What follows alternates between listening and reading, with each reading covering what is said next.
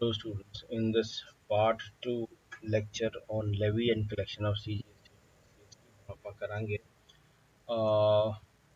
what are the essential conditions for FC forward charge mechanism the essential conditions ਕੀ ਆ just have a look at this table ਜਿਹੜਾ ਆਪਾਂ ਪਹਿਲਾਂ ਦੇਖਿਆ ਸੀਗਾ so basically ਆਪਾਂ section 9 ਕਰ ਰਹੇ ਹਾਂ ਤੇ ਆਪਾਂ ਹੁਣ ਸੈਕਸ਼ਨ 9 ਦੇ ਪਹਿਲੇ ਪਾਰਟ ਤੇ ਆ ਫਾਰਵਰਡ ਚਾਰਜ ਮੈਕੈਨਿਜ਼ਮ ਜਾਂ outward supplies that is section 9.1 ਉਹਦੀਆਂ conditions ਕੀ ਨੇ okay now first a part is the nature of supply alright ਉਹ ਆਪਾਂ determine ਕਰਨੀ ਹੈ ਕਿ interest rate ਆ ਕਿ interest rate ਆ ਇਹ ਆਪਾਂ examples ਪਹਿਲਾਂ ਕਰ ਚੁੱਕੇ ਆ second point ਇਹ ਆ ਕਿ alcoholic liquor ਇਹਦੇ ਚੋਂ excluded ਆ ਇਹ ਵੀ ਆਪਾਂ repeat ਕਰ ਰਹੇ ਹਾਂ ਪਹਿਲਾਂ ਇਹ ਦੱਸ ਚੁੱਕੇ ਹਾਂ that alcohol doesn't come under GST section 9.1 ਦੇ ਵਿੱਚ ਲਿਖਿਆ exclusion ਲਿਖੀ ਹੈ so let's have a look at section 9.1 ਉਹਦੇ ਚ ਦੇਖੋ clearly mentioned alcoholic liquor for human consumption ਇਹਦੇ ਤੇ ਜਿਹੜੀ ਹੈਗੀ ਆ exemption so that was 9.1 now getting back valuation ਕਰਨੀ ਆ for the purpose of tax ਵੀ ਆਪਾਂ steps ਪਹਿਲਾਂ ਪੜਿਆ ਸੀਗਾ ਇਹਦਾ ਇੱਕ separate chapter ਆ ਗਿਆ valuation ਉਹਦੀਆਂ details ਆ rules and regulations ਦਾ ਕਿ valuation ਦੇ ਵਿੱਚ ਕਿਸ ਚੀਜ਼ ਦਾ ਖਿਆਲ ਰੱਖਣਾ the next point is tax rates under GST. We discussed this earlier. Again, there are four rates: 0%, 5%, 12%, 18%, and 28%. 28% is generally on luxury. So, मैं थोड़ा cement का bill दिखाया सी cement is 28%, 14 plus 14. But it's समझ नहीं आती. Public when come to know cement is 28%, they are definitely going to question the government. Cement का GST 28% क्यों है? Luxury product is a basic product okay so ਇਹ ਸੀਗੀਆਂ D ਆਪਾਂ essential conditions ਕਰ ਰਹੇ ਸੀ forward charge ਦੀਆਂ forward charge ਦੇ ਵਿੱਚ ਕੀ ਹੁੰਦਾ ਹੈ ਜਦੋਂ ਇਨਵੋਇਸ ਬਣਦਾ ਉਹਦੇ ਟੈਕਸ ਰੇਟ ਦਾ ਮੈਂਸ਼ਨਡ ਹੁੰਦਾ ਉਸ ਰੇਟ ਤੇ ਟੈਕਸ ਕੱਟਿਆ ਜਾਣਾ and then E part tax is paid by the taxable person ਮੈਂ ਤੁਹਾਨੂੰ ਆਪਣਾ ਇਨਵੋਇਸ ਦਿਖਾਇਆ ਸੀਗਾ ਡੀਲਰ ਤੋਂ ਮੈਂ ਆਇਰਨ ਸਟੀਲ ਐਂਡ ਸੀਮੈਂਟ ਲਿਆ ਸੀ ਤੇ ਡੀਲਰ ਜਿਹੜਾ ਹੈਗਾ ਉਹ ਰਜਿਸਟਰਡ ਆ I was not registered invoice ਤੇ ਮੈਂਸ਼ਨਡ ਹੈਗਾ ਉਹਨੇ ਜਿਹੜਾ ਹੈਗਾ ਟੈਕਸ ਪੇ ਕਰਨਾ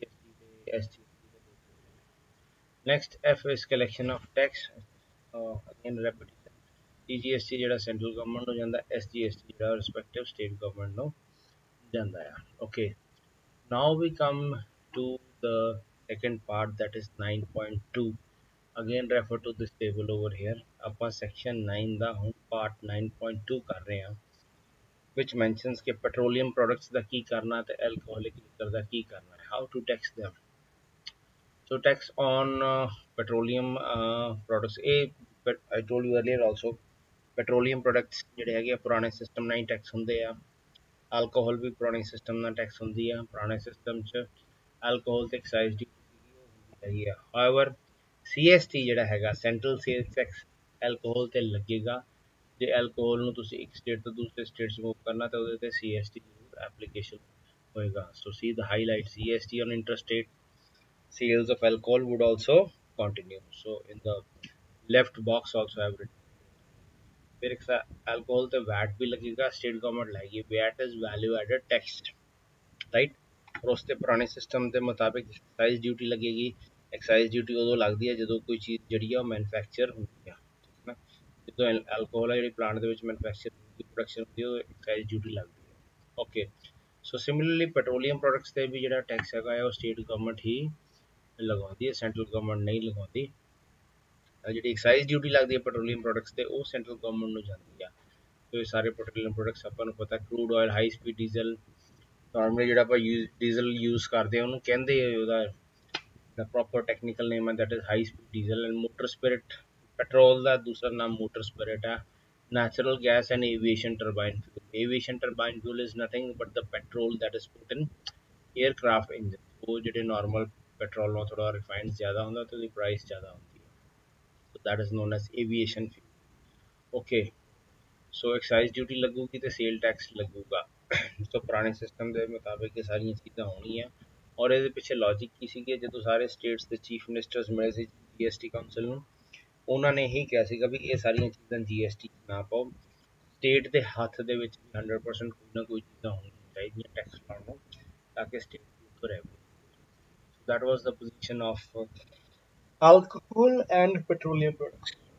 Okay, now we come to section 9.3. ਹੁਣ ਆਪਾਂ ਇੱਥੇ ਆ ਗਏ 9.3 ਤੇ reverse charge on inward supplies, right? So ਪਹਿਲਾਂ ਤਾਂ ਆਪਾਂ ਇਹ ਸਮਝਾਂ ਕਿ reverse charge mechanism ਜਿਹੜਾ ਹੈਗਾ ਦਾ ਕੀ। So well, let's have a look at what do you mean by reverse charge mechanism, right? So just a minute. Okay, yeah. Now look, this chart shows you both the cases. एक reverse charge वाला system show कर रहा है, एक normal direct charge system कर रहा है। Normally direct charge system ही जिन्हों आप कहने फॉरवर्ड चार्ज मैकेनिज्म ਜਿਹੜਾ ਆਪਾਂ ਹੁਣੇ ਪੜ੍ਹ ਕੇ ਹਟੇ ਆ। Now look over here, left side ਤੇ supplier of goods and services ਆ, right side ਤੇ the arrow goes ਤੇ ਕੋਈ ਬੰਦਾ goods and services receive करता। let's say left side is Kumar hardware store, right side is thing I buy cement and steel, bill ਮੈਂ ਪੇ ਕਰ ਦਿੰਦਾ, bill ਤੇ GST ਦਾ ਅਮਾਉਂਟ ਲੱਗਾ ਤੇ ਜਿਹੜਾ ਕੁਮਾਰ ਹਾਰਡਵੇਅਰ ਸਟੋਰ ਆ ਉਹ ਡਿਪੋਜ਼ਿਟ ਕਰ ਦਿੰਦਾ ਜਿਹੜਾ GST ਦਾ ਅਮਾਉਂਟ ਆ ਸਟੇਟ ਗਵਰਨਮੈਂਟ ਦੇ ਅਕਾਊਂਟ ਦੇ ਵਿੱਚ ਵੀ। ਇਹ ਸਾਰਾ ਇਲੈਕਟ੍ਰੋਨਿਕਲੀ ਹੁੰਦਾ ਅੱਜ ਕੱਲ੍ਹ, ਫਿਜ਼ੀਕਲੀ ਨਹੀਂ ਹੁੰਦਾ, ਐਂਡ ਸੈਂਟਰਲ ਗਵਰਨਮੈਂਟ ਦੇ ਅਕਾਊਂਟ ਦੇ ਵਿੱਚ, ਰਾਈਟ। ਦੈਨ ਇਸ ਤੋਂ ਉਲਟ ਕੀ ਆ, reverse charge system. Reverse charge system ਹੁੰਦਾ ਜਿਹੜਾ ਬੰਦਾ ਗੁੱਡਸ ਔਰ ਸਰਵਿਸਿਜ਼ ਸਪਲਾਈ ਕਰਦਾ ਉਹ ਬੰਦਾ ਜਦੋਂ GST ਦੇ ਨਾਲ ਰਜਿਸਟਰਡ ਨਹੀਂ ਹੈ, ਤੇ ਜਿਹੜਾ ਬੰਦਾ ਗੁੱਡਸ ਔਰ ਸਰਵਿਸਿਜ਼ ਰਿਸੀਵ ਕਰਦਾ ਆ ਉਹ ਬੰਦਾ GST ਦੇ ਨਾਲ, ਉਹ that person or that firm GST ਦੇ ਨਾਲ ਰਜਿਸਟਰਡ ਆ, ਤਾਂ ਜ਼ਿੰਮੇਵਾਰੀ ਸੈਕੰਡ ਪਰਸਨ ਰੈਸੀਪੀਐਂਟ ਦੀ ਬਣ ਜਾਂਦੀ ਆ ਕਿ ਉਹਨੇ ਜਿਹੜਾ ਹੈਗਾ ਆ ਟੈਕਸ ਜਿੰਨਾ ਉਸ ਪ੍ਰੋਡਕਟ ਤੇ ਬਣਦਾ ਹੈਗਾ ਉਹ ਗਵਰਨਮੈਂਟ ਨੂੰ ਦੇਣਾ। This is basically what is non as the reverse charge mechanism. ਜਿਹੜਾ ਐਂਡ ਕਸਟਮਰ ਆ ਉਹ ਜਦੋਂ ਅਨਰਜਿਸਟਰਡ ਵੈਟ ਵਾਲੀ ਪਰਸਨ ਤੋਂ ਕੋਈ ਪ੍ਰੋਡਕਟ ਲਏਗਾ ਪਰ ਪ੍ਰੋਡਕਟ ਟੈਕਸੇਬਲ ਆ ਉੱਤੇ GST the certain rate of tax ਆ, ਤਾਂ ਉਹਦਾ ਓਨਸ ਕਮਸ ਔਨ ਹਿਮ, ਉਹਦੀ ਜ਼ਿੰਮੇਵਾਰੀ ਬਣ ਜਾਂਦੀ ਹੈ ਜਿਹੜਾ ਟੈਕਸ ਡਿਪੋਜ਼ਿਟ ਕਰਾਉਣ, right. So now that was about the concept of reverse charge mechanism in short, ਜੋ ਤੁਹਾਨੂੰ ਮੈਂ ਸਮਝਾਤਾ ਹੈ। ਸੋ ਇਹ ਵੀ ਜਿਹੜੇ ਰਿਵਰਸ ਚਾਰਜ ਲਾਇਬਿਲਿਟੀ ਹੈ ਦੋ ਤਰ੍ਹਾਂ ਦੇ ਕੇਸਿਸ ਦੇ ਵਿੱਚ ਲੱਗਦੀ ਆ। ਸੋ 9.3 ਸੈਕਸ਼ਨ ਜਿਹੜਾ ਕਹਿੰਦਾ ਆ ਕਦੋਂ ਲੱਗਦੀ ਹੈ ਰਿਵਰਸ ਚਾਰਜ, ਅੰਡਰ ਦਿਸ ਆ notified supply of goods and services. Government ਨੇ ਇੱਕ ਨੋਟੀਫਿਕੇਸ਼ਨ ਕੱਢਿਆ, ਉਹਦੇ ਚ ਇੱਕ ਲਿਸਟ ਹੈ ਗੁੱਡਸ ਐਂਡ ਸਰਵਿਸਿਜ਼, ਬਈ ਜੇ ਆਹ ਗੁੱਡਸ ਐਂਡ ਸਰਵਿਸਿਜ਼ ਸਪਲਾਈ ਹੁੰਦੀਆਂ ਨੇ ਤੇ ਜਿਹੜੇ ਬੰਦੇ ਨੂੰ ਸਪਲਾਈ ਹੁੰਦੀਆਂ ਉਹਦੀ ਜ਼ਿੰਮੇਵਾਰੀ ਹੈ ਗਵਰਨਮੈਂਟ ਨੂੰ ਬਣਦਾ ਜਿਹੜਾ GST। that is section 9.3। so basically it's a notified list ਹੈ, ਉਹਨਾਂ ਚੀਜ਼ਾਂ ਤੇ ਤੁਸੀਂ ਰਿਵਰਸ ਚਾਰਜ ਦੇਣਾ ਹੀ ਦੇਣਾ। section 9.4 ਕੀ ਕਹਿੰਦਾ ਆ, ਇਹ ਹੋਈ ਰਜਿਸਟਰਡ ਤੇ ਅਨਰਜਿਸਟਰਡ ਪਰਸਨ ਵਾਲੀ ਗੱਲ ਹੈ, ਜਿਹਦਾ ਆਪਾਂ ਹੁਣੇ ਉਹ ਡਾਇਗਰਾਮ ਇਲਸਟ੍ਰੇਸ਼ਨ ਦਿੱਤੀ ਸੀ। ਜਦੋਂ ਰਜਿਸਟਰਡ ਪਰਸਨ ਰੈਸੀਪੀਐਂਟ ਆ ਗੁੱਡਸ ਜਾਂ ਸਰਵਿਸਿਜ਼ ਦਾ ਤੇ ਉਹਨੂੰ ਆਈਆਂ ਅਨਰਜਿਸਟਰਡ ਪਰਸਨ ਤੋਂ ਆ, ਸੋ ਰਜਿਸਟਰਡ ਪਰਸਨ ਦੀ ਜ਼ਿੰਮੇਵਾਰੀ ਬਣਦੀ ਆ ਵੀ ਉਹਦਾ ਜਿਹੜਾ ਬਣਦਾ GST ਹੈਗਾ ਆ ਉਹ ਗਵਰਨਮੈਂਟ ਨੂੰ ਆਪਣੇ GST ਅਕਾਊਂਟ ਦੇ ਥਰੂ ਪੇ ਕਰਨ, right? So that was section 9.3 and 9.4. Now we will study reverse charge mechanism a little bit in a detail. That what is the scope of reverse charge? A question aa sakda, what are the various reasons for levy of tax under reverse charge mechanism? Look at the blue ink on the left side. So ਕੀ ਕਾਰਨ ਹੈਗੇ ਆ government ਜਿਹੜਾ reverse charge mechanism follow ਕਰਦੀ ਹੈ। So we will look into those reasons now. Number A reason, so ABCD, there are 4 points over here, 4 major reasons. Supplier of goods or services is unregistered and he makes a supply of goods or services to a registered person. मैं straight away ਇੱਥੇ example ਜਾਊਂਗਾ, ਜਿੰਨੇ ਆਪਣੇ taxi drivers ਹੁੰਦੇ ਆ basically, ਜਿਵੇਂ Uber taxi company ਆ, Ola taxi company ਆ। Ola and Uber are both formal organizations. Formal organization ਸਾਰੇ systems ਆਪਣੇ they do it formally, ਉਹ ਰਜਿਸਟ੍ਰੇਸ਼ਨ ਵੀ ਕਰਦੇ ਆ, ਸਾਰੇ ਟੈਕਸਿਸ ਪੇ ਕਰਦੇ ਆ, ਪਰ ਉਹਨਾਂ ਨੂੰ ਸਰਵਿਸਿਜ਼ ਕੌਣ ਪ੍ਰੋਵਾਈਡ ਕਰਦਾ, ਜਿਹੜੇ ਡਰਾਈਵਰਸ ਹੁੰਦੇ Uber and they are not registered, ਠੀਕ ਹੈ ਨਾ। ਸੋ ਜੇ ਉਹਨਾਂ ਦਾ ਕੋਈ ਡਰਾਈਵਰਸ ਉਹਨਾਂ ਨੂੰ ਕੀ ਸਪਲਾਈ ਕਰਦੇ ਆ, ਸਰਵਿਸ, ਠੀਕ ਹੈ ਨਾ। ਸੋ ਉਹਦੇ ਤੇ ਜਿਹੜਾ ਬਣਦਾ ਸਰਵਿਸ ਚਾਰਜ ਹੈਗਾ ਉਹ ਉਹਨਾਂ ਨੇ ਅੰਡਰ ਰਿਵਰਸ ਚਾਰਜ ਮੈਕੈਨਿਜ਼ਮ ਜਿਹੜਾ ਹੈਗਾ ਗਵਰਨਮੈਂਟ ਨੂੰ ਪੇ ਕਰਨਾ ਹੁੰਦਾ, ਰਾਈਟ। दूसरी गल ये है कि आपां ये सिस्टम रखिया क्यों आ, ये पॉइंट यही कह रहे हैं ना, why does the government do this. जो एक अनरजिस्टर्ड पर्सन तो रजिस्टर्ड पर्सन ਨੂੰ ਦਿੰਦੇ ਆ ਤੇ ਰਿਵਰਸ ਚਾਰਜ ਕਿਉਂ ਲੱਗਦਾ ਆ, ਉਹਦੀ ਬੇਸਿਕਲੀ ਰੀਜ਼ਨ ਇਹ ਆ ਕਿ ਜੇ ਸ਼ੁਰੂ ਤੋਂ ਹੀ ਸਾਰੀ ਦੀ ਸਾਰੀ ਸਪਲਾਈ ਚੇਨ ਰॉ ਮਟੀਰੀਅਲ ਤੋਂ ਲੈ ਕੇ ਐਂਡ ਕਸਟਮਰ ਤੱਕ, just wait, we'll have a look at supply chain, GST ਦੇ ਵਿੱਚ supply chain, और normally ये supply chain किस तरह ਦੀ ਲੱਗਦੀ ਆ। okay, you can consider this tutorial representation। ਸਭ ਤੋਂ ਪਹਿਲਾਂ ਰॉ ਮਟੀਰੀਅਲ ਹੁੰਦਾ ਹੈ, ਰॉ ਮਟੀਰੀਅਲ ਤੋਂ ਬਾਅਦ ਉਹਦੇ ਕੰਪੋਨੈਂਟਸ ਬਣਦੇ ਆ। ਕੰਪੋਨੈਂਟਸ ਜਿਹੜੇ ਅਲੱਗ-ਅਲੱਗ ਕੰਪੋਨੈਂਟਸ, ਜਿਵੇਂ ਹੀਰੋ ਸਾਈਕਲ ਹੈ, ਹੀਰੋ ਸਾਈਕਲ ਦੀ ਫੈਕਟਰੀ ਦੇ ਵਿੱਚ ਮਾਰੂਤੀ ਦੀ ਫੈਕਟਰੀ ਕੰਪੋਨੈਂਟਸ ਆਉਂਦੇ ਨੇ, ਠੀਕ ਹੈ ਨਾ। ਉਹਨਾਂ ਕੰਪੋਨੈਂਟਸ ਲਈ ਰॉ ਮਟੀਰੀਅਲ ਕੀ ਹੁੰਦਾ, ਜਨਰਲੀ ਸਟੀਲ ਹੁੰਦਾ, ਲੋਹਾ ਹੁੰਦਾ। ਸੋ ਕੰਪੋਨੈਂਟਸ ਆਉਂਦੇ ਆ, ਕੰਪੋਨੈਂਟਸ ਇਕੱਠੇ ਹੋ ਕੇ ਮਾਰੂਤੀ ਦੇ ਪਲਾਂਟ ਦੇ ਵਿੱਚ ਜਾਂ ਹੀਰੋ ਸਾਈਕਲ ਦੇ ਪਲਾਂਟ ਦੇ ਵਿੱਚ ਉਹ ਅਸੈਂਬਲ ਕਰਦੇ, ਉਹਨੂੰ ਇਕੱਠਾ ਕਰਦੇ। ਉਸ ਤੋਂ ਬਾਅਦ ਉਹਨੂੰ ਡਿਸਟਰੀਬਿਊਟ ਕਰਦੇ ਆ, ਫਿਰ ਰਿਟੇਲਰ ਤੇ ਜਾਂਦਾ, ਰਿਟੇਲਰ ਤੋਂ ਕੰਜ਼ਿਊਮਰ ਤੇ। ਬੇਸਿਕਲੀ ਕੋਈ ਵੀ ਸਪਲਾਈ ਚੇਨ ਇਦਾਂ ਦੀ ਆ। ਹੁਣ ਇਸ ਚੇਨ ਦੇ ਵਿੱਚ ਜੇ ਸ਼ੁਰੂ ਤੋਂ ਲੈ ਕੇ ਰॉ ਮਟੀਰੀਅਲਸ ਤੋਂ ਲੈ ਕੇ, ਠੀਕ ਹੈ ਨਾ, ਹਰ ਸਟੇਜ ਦੇ ਉੱਤੇ ਟੈਕਸ ਬਿਲਿੰਗ ਹੋਵੇ ਪ੍ਰੋਪਰ, ਸਾਰੇ ਜਿਹੜੇ ਪਰਸਨਸ ਅਲੱਗ-ਅਲੱਗ ਸਟੇਜਸ ਤੇ ਹੈਗੇ ਰਜਿਸਟਰਡ ਹੋਣ, ਫਿਰ ਈਜ਼ੀਲੀ ਟਰੇਸ ਹੋ ਜਾਂਦਾ ਆ ਸਪਲਾਈ ਚੇਨ ਦੇ ਵਿੱਚ ਕਿ ਮਟੀਰੀਅਲ ਕਿੱਥੋਂ ਕਿੱਥੇ ਗਿਆ ਤੇ ਹਰ ਸਟੇਜ ਤੇ ਕਿਹਨੇ ਕਿੰਨਾ ਟੈਕਸ ਦਿੱਤਾ। ਸੋ ਬੇਸਿਕਲੀ ਇਹ ਸਿਸਟਮ ਦੇ ਵਿੱਚ ਟਰੇਸੇਬਿਲਿਟੀ ਬਹੁਤ ਹੈ। ਯੂ ਈਜ਼ੀਲੀ ਕੈਨ ਨੋ ਕਿ ਗਵਰਨਮੈਂਟ ਨੂੰ ਕਿੰਨਾ ਰੈਵਨਿਊ, ਕਿੰਨਾ ਟੈਕਸ ਕਿੱਥੋਂ ਆਇਆ, ਠੀਕ ਹੈ ਨਾ।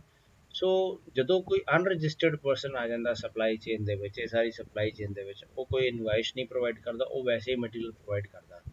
ਸੋ ਉਹ ਜਿਹੜੀ ਸਾਰੀ ਟ੍ਰੇਲ ਹੈ, ਟ੍ਰੇਲ ਮੀਨਸ ਜਿਹੜਾ ਉਹ ਰਾਹ ਹੈ, ਜਿਹੜਾ ਟਰੈਕ ਹੈ ਕਿ ਮਟੀਰੀਅਲ ਕਿੱਥੋਂ ਕਿੱਥੋਂ ਹੋਇਆ, ਉਹ ਬ੍ਰੇਕ ਹੋ ਜਾਂਦੀ ਹੈ, ਠੀਕ ਹੈ ਨਾ। ਸੋ ਬ੍ਰੇਕ ਹੋ ਜਾਂਦੀ ਹੈ ਤਾਂ ਗਵਰਨਮੈਂਟ ਨੂੰ ਪਤਾ ਨਹੀਂ ਲੱਗੂਗਾ ਵੀ ਕਿਹੜਾ ਬੰਦਾ ਜਿਹੜਾ ਟੈਕਸ ਵੇਟ ਕਰਦਾ। ਸੋ ਦੈਟ ਇਜ਼ ਵਾਈ ਦੇ ਮੇਡ ਦ ਰੂਲ ਕਿ ਕੁਛ ਗੁੱਡਸ ਐਂਡ ਸਰਵਿਸਿਜ਼ ਦੇ ਕੇਸ ਦੇ ਵਿੱਚ ਰਿਵਰਸ ਚਾਰਜ ਦੇਣਾ ਹੀ ਦੇਣਾ ਹੈ, ਠੀਕ ਹੈ ਨਾ। And that was one reason ਕਿ reverse charge ਕਿਉਂ ਹੈਗਾ ਆ, ਠੀਕ ਹੈ ਨਾ, why reverse charge mechanism is there। so ਇੱਥੇ example ਦਿੱਤਾ ਹੋਇਆ, the goods move from a shalu unregistered person in Haryana to a registered person in Haryana, so CGST ਤੇ SGST ਲੱਗੂਗਾ। now coming to the second reason, supplier of goods or services are both related in a non-taxable territory। non-taxable territory the best example ਹੁਣ ਨਹੀਂ ਹੈ, best example ਥੋੜੇ ਦੇਰ ਪਹਿਲਾਂ 2 ਸਾਲ ਪਹਿਲਾਂ ਸੀਗਾ ਜੰਮੂ ਐਂਡ ਕਸ਼ਮੀਰ। ਜੰਮੂ ਐਂਡ ਕਸ਼ਮੀਰ ਦੇ ਲਾਜ਼ ਡਿਫਰੈਂਟ ਸੀਗੇ। Jammu and Kashmir was not exactly a part of India as other states are। Constitution the article 3 special so J&K ਦੇ ਵਿੱਚ ਜਿੰਨੀਆਂ ਟ੍ਰਾਂਜੈਕਸ਼ਨਸ ਹੁੰਦੀਆਂ ਸੀ ਉਹ they had to be followed under this reverse charge mechanism। तीसरा कारण की रिवर्स चार्ज मैकेनिज्म क्यों होता है अनऑर्गेनाइज सेक्टर ਤੇ। अनऑर्गेनाइज सेक्टर ਪਹਿਲਾਂ ਆਪਾਂ ਦੇਖਾਂਗੇ ਕੀ ਹੁੰਦਾ। Unorganised sector is basically small firms, small and medium enterprises ਜਿਹੜੀਆਂ ਕਿ ਰਜਿਸਟਰਡ ਨਹੀਂ ਹੈ, ਜਿਹੜੀਆਂ ਕਿ ਫਾਰਮਲੀ ਬਿਜ਼ਨਸ ਨਹੀਂ ਕਰਦੀਆਂ। ਸੋ ਇੱਥੇ ਵੀ ਫਿਰ ਐਗਜ਼ਾਮਪਲ ਟੈਕਸੀ ਡਰਾਈਵਰਸ ਤੇ ਓਲਾ ਊਬਰ ਦਾ ਆ ਗਿਆ। So taxi drivers that is called unorganised sector. ਹਰ ਇੱਕ ਟੈਕਸੀ ਡਰਾਈਵਰ ਨੇ ਆਪਣੀ ਕੰਪਨੀ ਨਹੀਂ ਬਣਾਈ ਹੁੰਦੀ, but he just works as an employee, ठीक है ना, for providing driving services company। so ਇਹ एग्जांपल हैगा आ कि रिवर्स चार्ज किने पे करना है, ओला या उबर ने करना, टैक्सी ऑपरेटिंग ਉਹਨਾਂ ਨੇ पे करना है, क्योंकि लॉ कहता जी जो ਤੁਸੀਂ ਕਿਸੇ ਨੂੰ सर्विस प्रोवाइड करते हो टैक्सेबल है। so driving is considered as a supply of service। now coming to the last part, that is D, no reverse charge if supply is not used in furtherance of a business। ਜੇ ਕਿਸੇ ਨੂੰ ਕੋਈ ਇਦਾਂ ਦਾ material supply ਹੁੰਦਾ ਉਹ ਤੇ reverse charge mechanism ਲਾਗੂ ਹੁੰਦਾ ਹੈ ਪਰ ਲਾਅ, ਪਰ ਉਸ ਪਰਸਨ ਨੇ ਉਹ ਮਟੀਰੀਅਲ ਜਿਹੜਾ ਬਿਜ਼ਨਸ ਲਈ ਨਹੀਂ ਯੂਜ਼ ਕਰਨਾ, ਬਿਜ਼ਨਸ ਫਰਦਰੈਂਸ ਲਈ ਨਹੀਂ ਯੂਜ਼ ਕਰਨਾ, ਇਹਦਾ ਮਤਲਬ ਉਸ ਤੇ ਰਿਵਰਸ ਚਾਰਜ ਲੱਗੇਗਾ। ਫੋਰ ਐਗਜ਼ਾਮਪਲ ਇੱਕ ਹਾਊਸ ਵਾਈਫ ਆਪਣੀ ਜਿਊਲਰੀ ਸੈਲ ਕਰ ਦਿੰਦੀ ਹੈ ਜਿਊਲਰ ਨੂੰ, ਠੀਕ ਹੈ ਨਾ, ਇਹਦੇ ਤੇ ਕੋਈ ਰਿਵਰਸ ਚਾਰਜ ਮੈਕੈਨਿਜ਼ਮ ਨਹੀਂ ਲੱਗਣਾ, ਹਾਲਾਂਕਿ ਜਿਹੜੀ ਹਾਊਸ ਵਾਈਫ ਆ ਉਹ ਕਾਰਨ ਕੀ ਆ, ਉਹਨੇ ਆਪਣਾ ਸੋਨਾ ਵੇਚਿਆ, ਉਹਨੇ ਉਹਦਾ ਹਾਊਸ ਵਾਈਫ ਦਾ ਸੋਨਾ ਵੇਚਣ ਨਾਲ ਕੋਈ ਬਿਜ਼ਨਸ 'ਚ ਵਾਧਾ ਤਾਂ ਨਹੀਂ ਹੋ ਜਾਣਾ, ਸਪੋਜ਼ ਉਹ ਕੋਈ ਬਿਜ਼ਨਸ ਕਰ ਰਹੀ ਹੈ। ਸੋ ਜੇ ਫਰਦਰੈਂਸ ਆਫ ਬਿਜ਼ਨਸ ਦੇ ਲਈ ਨਹੀਂ ਹੈ ਤਾਂ ਫਿਰ ਉਹਨੂੰ ਰਿਵਰਸ ਚਾਰਜ ਲੱਗੂਗਾ। ਸੈਕਿੰਡ ਐਗਜ਼ਾਮਪਲ ਹੈਗਾ ਆ ਅਨਰਜਿਸਟਰਡ ਗੋਲਡਸਮਿਥ। ਗੋਲਡਸਮਿਥ ਕੌਣ ਹੁੰਦੇ, ਜਿਨ੍ਹਾਂ ਕੋਲ ਸੋਨਾ ਹੁੰਦਾ, ਰॉ ਸੋਨਾ ਹੁੰਦਾ ਹੈ, ਜਿਹਨੂੰ ਆਪਾਂ ਬਿਸਕੁਟ ਕਹਿੰਦੇ ਆ, ਉਹ sells gold ornaments to a jeweler, ਠੀਕ ਹੈ ਨਾ। ਜਿਹੜਾ ਗੋਲਡ ਸਮਿਥ ਆ, ਜਿਹੜਾ ਗੋਲਡ ornament ਬਣਾਉਂਦਾ, ਉਹ ਅਨਰਜਿਸਟਰਡ ਆ, ਜਿਊਲਰ ਆ ਜਿਹੜਾ ਉਹਦੀ ਫਰਮ ਰਜਿਸਟਰਡ ਆ। ਸੋ ਇਸ ਕੇਸ ਦੇ ਵਿੱਚ ਰਿਵਰਸ ਚਾਰਜ ਆ ਜਿਹੜੀਆਂ ਉਹਨੇ ਸਰਵਿਸਿਜ਼ ਸਪਲਾਈ ਕੀਤੀਆਂ, ਸੋਨਾ ਬਣਾਉਣ ਵਾਲੀਆਂ ਸਰਵਿਸਿਜ਼, ਲੇਬਰ ਜਿਹਨੂੰ ਕਹਿੰਦੇ ਆਪਣਾ ਲੇਬਰ ਚਾਰਜ ਲੈਂਦੇ ਆ, ਉਹਦੇ ਤੇ ਜਿਹੜਾ ਰਜਿਸਟਰਡ ਜਿਊਲਰ ਆ ਉਹਨੂੰ ਦੇਣਾ ਪਊਗਾ ਬਣਦਾ tax, reverse charge. Okay, so that was the D. Okay, so last example ਪੜ੍ਹ ਲਈ ਇਹਦਾ ਰਿਵਰਸ ਚਾਰਜ ਦਾ। Joy is an unregistered supplier, ਉਹਨੇ ਆਪਣੀ ਪੁਰਾਣੀ ਕਾਰ ਡੀਲਰ ਨੂੰ ਵੇਚਤੀ, ਕਾਰ ਡੀਲਰ ਜਿਹੜਾ ਹੈਗਾ ਉਹ ਰਜਿਸਟਰਡ ਹੈਗਾ, ਇੱਥੇ ਕੋਈ ਰਿਵਰਸ ਚਾਰਜ ਲੱਗੂਗਾ? ਨਹੀਂ ਲੱਗੂਗਾ। ਆਲਦੋ ਜੋਏ ਇਜ਼ ਅਨਰਜਿਸਟਰਡ ਸਪਲਾਇਰ ਆ, ਪਰ ਉਹਨੇ ਆਪਣੀ ਪੁਰਾਣੀ ਕਾਰ ਵੇਚੀ ਆ, ਉਹ ਰੋਜ਼ ਤਾਂ ਨਹੀਂ ਕਾਰਾਂ ਵੇਚਦਾ, ਪੁਰਾਣੀਆਂ ਲੈ ਕੇ ਸੈਕਿੰਡ ਹੈਂਡ ਕਾਰ ਬਿਜ਼ਨਸ।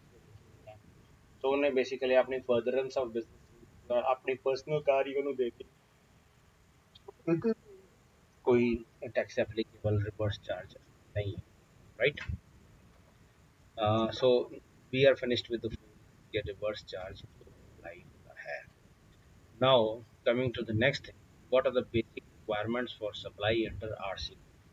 ਜੇ ਤੁਸੀਂ ਸਰਕਾਰ ਨੂੰ ਰਿਵਰਸ ਚਾਰਜ ਮੈਕੈਨਿਜ਼ਮ ਦੇ ਤਹਿਤ ਪੈਸੇ ਦੇ ਟੈਕਸ ਦੇਣਾ, ਰਿਕੁਆਇਰਮੈਂਟਸ ਕੀ ਆ? ਫਸਟ, ਕੰਪਲਸਰੀ ਹੋਣੀ ਜ਼ਰੂਰੀ ਹੈ ਤੁਹਾਡੇ ਲਈ। ਇਹਦੇ ਲਈ ਤੁਹਾਨੂੰ ਜਿਹੜਾ ਨਾਰਮਲ ਰੂਲ ਹੈਗਾ 10 ਲੱਖ ਤੇ 20 ਲੱਖ ਵਾਲਾ ਥ੍ਰੈਸ਼ੋਲਡ ਵਾਲਾ, ਉਹ ਐਪਲੀਕੇਬਲ ਨਹੀਂ ਹੋਊਗਾ ਤੁਹਾਨੂੰ। ਜੇ ਤੁਸੀਂ ਰਿਵਰਸ ਚਾਰਜ ਪੇ ਕਰਨਾ, ਤੁਹਾਨੂੰ ਰਜਿਸਟ੍ਰੇਸ਼ਨ ਕਰਾਉਣੀ ਪਊਗੀ, ਚਾਹੇ ਤੁਹਾਡੀ 3 ਲੱਖ 2 ਲੱਖ ਰੁਪਏ ਹੋਵੇ। Second is clear information about documents on reverse charge. ਬਹੁਤ ਸਾਰੇ ਲੋਕਾਂ ਨੂੰ ਇਨਫੋਰਮੇਸ਼ਨ ਡਾਕੂਮੈਂਟਸ ਚਾਹੀਦੇ ਆ, ਠੀਕ ਹੈ ਨਾ।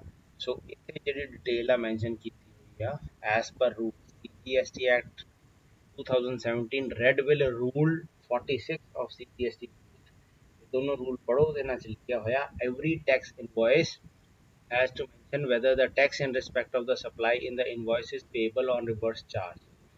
ਮੈਂ ਤੁਹਾਨੂੰ ਬਿੱਲ ਹੀ ਦਿਖਾ ਦੇਣਾ ਆਪਣਾ, ਕਹਿੰਦਾ ਵੀ ਹਰੇਕ ਟੈਕਸ ਇਨਵੋਇਸ ਤੇ ਇਹ ਮੈਂਸ਼ਨ ਕੀਤਾ ਹੋਣਾ ਚਾਹੀਦਾ ਇਹ ਜਿਹੜਾ ਮਟੀਰੀਅਲ ਹੈਗਾ ਇਹ ਤੇ ਰਿਵਰਸ ਚਾਰਜ ਲਾਗੂ ਹੁੰਦਾ ਆ ਕਿ ਨਹੀਂ।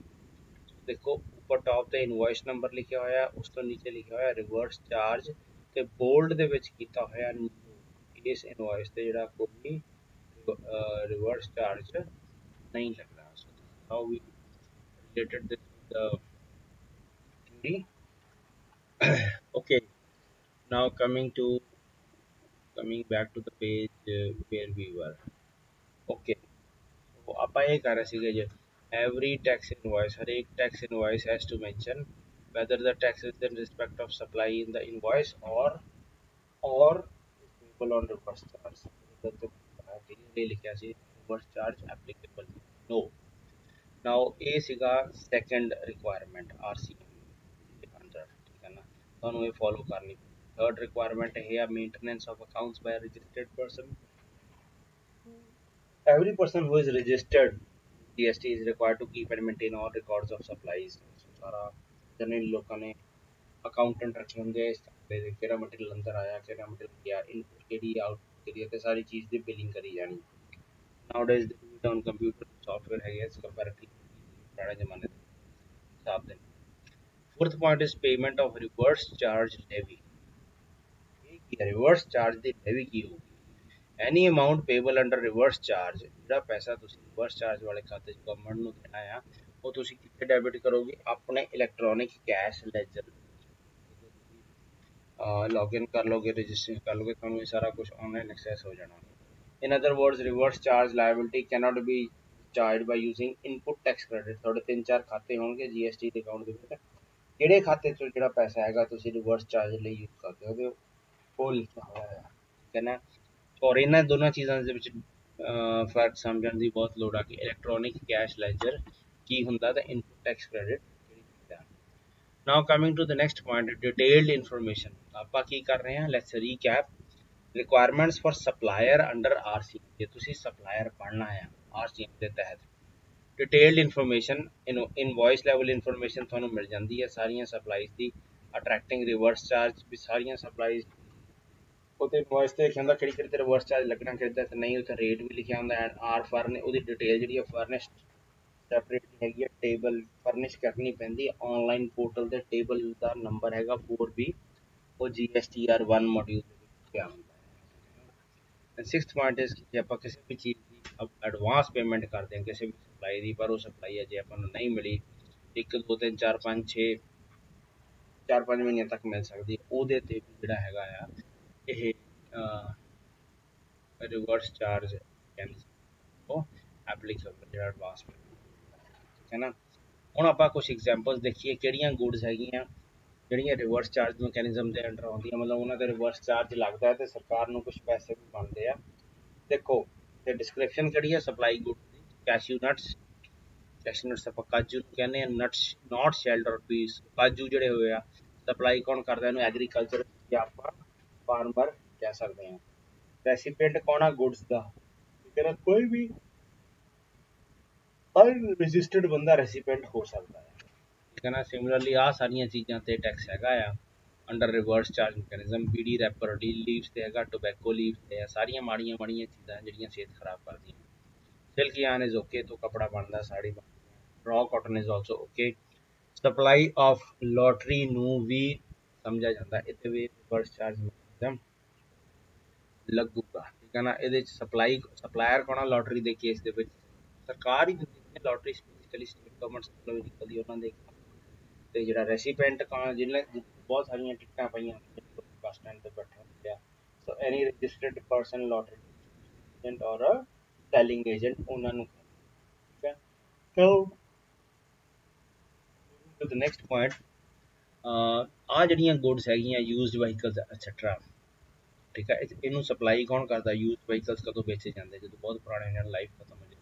ਸੈਂਟਰਲ ਗਵਰਨਮੈਂਟ ਦੀਆਂ ਕਾਰਾਂ ਹੁੰਦੀਆਂ ਜਾਂ ਸਟੇਟ ਗਵਰਨਮੈਂਟ ਦੀਆਂ ਕਾਰਾਂ ਹੁੰਦੀਆਂ, ਟਰੱਕ ਹੁੰਦੇ ਆ, ਹੈ ਨਾ। ਸੋ ਇਹ ਜਦੋਂ ਇਹਦਾ ਰੈਸੀਪੀਐਂਟ ਕੋਈ ਵੀ ਰਜਿਸਟਰਡ ਪਰਸਨ ਹੈਗਾ ਆ, ਉਹ ਰਜਿਸਟਰਡ ਪਰਸਨ ਦੀ ਮਿਲਦੀ ਆ ਉਹਨੂੰ ਉੱਤੇ ਜਿਹੜਾ ਜੀਐਸਟੀ ਬਣਦਾ ਉਹ ਦੇਣਾ ਪਊਗਾ, ਹੈ ਨਾ। ਇਹ ਟੇਬਲ ਚ ਆਪਾਂ ਕਰ ਲਿਆ ਸੀਗਾ some supplies of goods under reverse charge mechanism, ਆਪਾਂ ਐਗਜ਼ਾਮਪਲ ਕਰਕੇ ਹਟੇ ਆ ਇਸ ਟੇਬਲ ਦੇ ਵਿੱਚ। Now the next table gives you examples of services under reverse charge mechanism। ਵੀ ਕਿਹੜੀ ਕਿਹੜੀ ਸਰਵਿਸ ਹੈ ਜਿਹੜੀ ਰਿਵਰਸ ਚਾਰਜ ਮੈਕੈਨਿਜ਼ਮ ਦੇ ਅੰਡਰ ਆਉਂਦੀ ਆ। ਸੋ ਫਸਟ ਪੁਆਇੰਟ ਇਹ ਆ, ਕੋਈ ਵੀ ਸਰਵਿਸ ਜੇ ਸਪਲਾਈ ਕੀਤੀ ਕਿਸੇ ਵੀ ਬੰਦੇ ਨੇ ਜਿਹੜਾ ਕਿ ਨਾਨ ਟੈਕਸੇਬਲ ਟੈਰੀਟਰੀ 'ਚ ਹੈਗਾ ਆ, ਉਹਨੇ ਸਪਲਾਈ ਕੀਤੀ ਉੱਥੋਂ any other person than a non taxable online recipient, ਠੀਕ ਹੈ ਨਾ। ਉਹਨੇ ਕਿਸੇ ਹੋਰ ਬੰਦੇ ਨੂੰ ਦਿੱਤੀ ਜਿਹੜਾ ਨਾਨ ਟੈਕਸੇਬਲ ਆਨਲਾਈਨ, ਟੈਕਸ ਨਹੀਂ ਲੱਗਣਾ ਤੇ ਆਨਲਾਈਨ ਉਹ ਪੈਸਾ ਰਿਸੀਵ ਕਰ ਸਕਦਾ। ਹੁਣ ਸੈਕੰਡ ਕਾਲਮ ਚੱਲ ਜਾਓ, ਸਪਲਾਇਰ ਆਫ ਗੁੱਡਸ ਕੀ ਹੁੰਦਾ ਆ, ਸਪਲਾਇਰ ਆਫ ਗੁੱਡਸ ਤੇ ਰੈਸੀਪੀਐਂਟ ਆਫ ਗੁੱਡਸ ਦੇ ਵਿੱਚ ਕੀ ਫਰਕ ਹੈ। So any person located in a non taxable territory, let's suppose ਤੁਸੀਂ ਦਿੱਲੀ ਬੈਠੇ ਹੋ, ਸਾਰੇ ਨਾਰਥ ਇੰਡੀਆ 'ਚ ਮਾਲ ਭੇਜ ਰਹੇ ਹੋ, so you are supplier of goods, ਠੀਕ ਹੈ ਨਾ। And second example is goods transport agency, ਤੁਹਾਡੇ ਕੋਲ ਟਰਾਂਸਪੋਰਟ ਏਜੰਸੀ ਆ ਜਿਨ੍ਹਾਂ ਨੇ ਇੰਟੈਗ੍ਰੇਟਡ ਟੈਕਸ ਜਿਹੜਾ ਹੈਗਾ ਦਿੱਤਾ ਹੀ ਨਹੀਂ ਹੈਗਾ ਐਟ ਦਾ ਰੇਟ ਆਫ 1%। तो की है, जब तक गवर्नमेंट पैसे नहीं देती तो अपना व्हीकल ना कटो, तो व्हीकल कटना हो तो लोकल लेवल ਤੇ ਕੰਮ ਲਈ ਜਾਓ, ਜਿਨ੍ਹਾਂ ਦੀ ਪੇਮੈਂਟ ਜਿਹੜੇ ਹੈਗੇ ਲੋਕ ਤੁਹਾਨੂੰ ਡਾਇਰੈਕਟਲੀ ਦਿੰਦੇ। ਨੈਕਸਟ ट्रांसपोर्ट सर्विस बारे, next is legal service by an advocate. Advocate service provide करता है किसी भी बिजनेस को। एडवोकेट ਜਿਹੜਾ ਹੈਗਾ ਹੈ ਬੇਸਿਕਲੀ ਉਹ ਅਨਰਜਿਸਟਰਡ ਹੈ, ਜਿਹੜਾ ਰਜਿਸਟਰਡ ਹੈਗਾ, तो इस केस ਦੇ ਵਿੱਚ RCM ਜਿਹੜਾ ਐਪਲੀਕੇਬਲ ਹੋਊਗਾ। Fourth point is services supplied by arbitrarily arbitral tribunal ਜਿਹੜੇ ਹੁੰਦੇ ਫੈਸਲੇ ਕਰਦਾ ਹੁੰਦਾ। ਆਰਬਿਟਰੀ ਮੀਨਸ ਆਰਬਿਟ੍ਰੇਸ਼ਨ ਮੀਨਸ ਫੈਸਲੇ ਕਰਾਉਣੇ, ਉਸ ਕੇਸ ਦੇ ਵਿੱਚ ਜਿਹੜਾ ਹੈਗਾ ਆ ਉਹ ਬਣਦਾ ਰਿਵਰਸ ਚਾਰਜ ਹੈ ਜਿੰਨੀ ਪਰਸੈਂਟੇਜ ਸਰਵਿਸ ਦਿੱਤੀ। And last point is services provided by way of sponsorship to any body corporate or partnership firm. ਆਪਾਂ ਅਨਰਜਿਸਟਰਡ ਹਾਂ, ਕਿਸੇ ਕੰਪਨੀ ਨੂੰ ਆਪਾਂ ਕਿਸੇ ਤਰ੍ਹਾਂ ਦੀ ਸਪਾਂਸਰਸ਼ਿਪ ਪ੍ਰੋਵਾਈਡ ਕੀਤੀ ਹੈ, ਸੋ ਕਾਰਪੋਰੇਟ ਬੋਡੀ ਨੇ ਜਾਂ ਫਰਮ ਨੇ ਟੈਕਸੇਬਲ ਟੈਰੀਟਰੀ 'ਚ ਲੋਕੇਟਡ ਆ, ਸੋ ਉਹਨੇ ਜਿਹੜਾ ਹੈਗਾ ਰਿਵਰਸ ਚਾਰਜ ਮੈਕੈਨਿਜ਼ਮ ਦੇ ਤਹਿਤ ਟੈਕਸ ਪੇ ਕਰਨਾ ਹੈਗਾ, ਰਾਈਟ। ਸੋ ਫਿਲਹਾਲ ਆਪਾਂ ਇੱਥੇ ਤੱਕ ਹੀ ਕਰਾਂਗੇ, next will be covered fourth onwards supplies by unregistered persons, ਠੀਕ ਹੈ ਨਾ। ਇਹ ਤੇ ਇਹ fifth 9.4 and 9.5 we will cover in part of the chapter or topic levy and collection of CPA. So that's all for now.